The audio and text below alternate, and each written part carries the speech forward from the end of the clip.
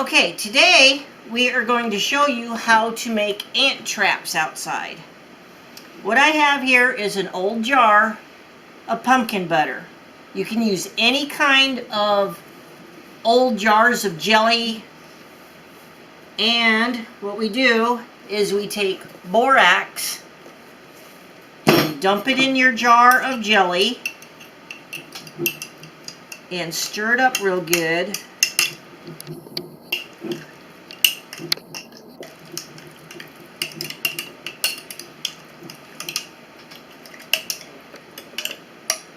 I think I might dump just a tad bit more in here.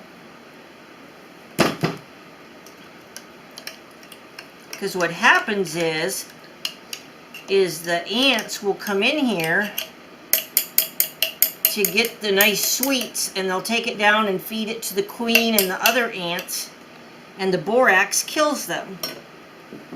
So what we do is, here's our little lid, and I've got a screw here, and we pop a hole through the lid. Make sure it's a nice clean hole,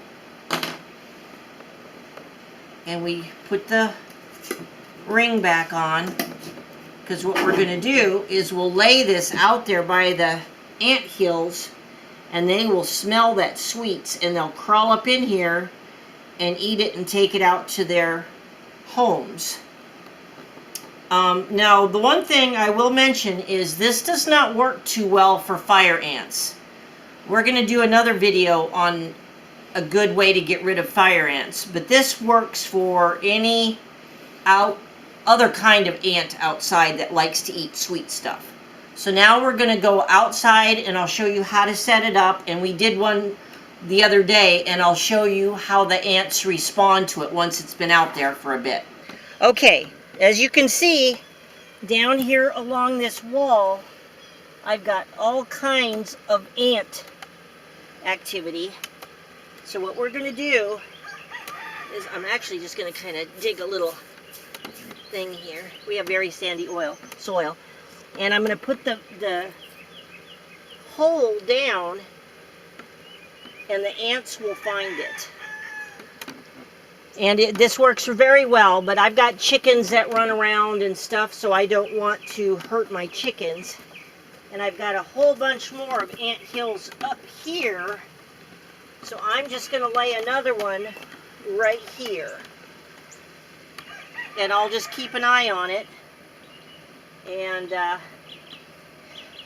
in a day or two they'll find it, and then I'll come out and show you them coming in and out with ants. Now, the one thing is, this will not work on fire ants, not very well. And so what we'll do is I'll do another video and show you how I get rid of fire ants, and I've always had 100% success rate with that. In fact, I haven't had fire ants on. When we first bought this property, we had huge hills everywhere. I mean, you couldn't even walk without stepping on fire ants. And we haven't had any for quite a few years. And I noticed on the perimeter of the property, we're starting to get some again. They're starting to encroach again from other people's property that didn't take care of their hills. So I will show you how to take care of those in another video.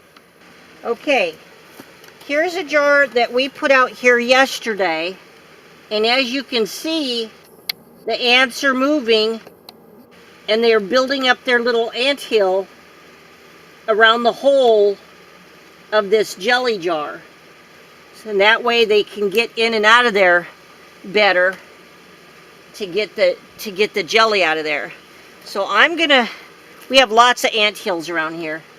So I'm going to place this one here, right here, because there's more ant hills here.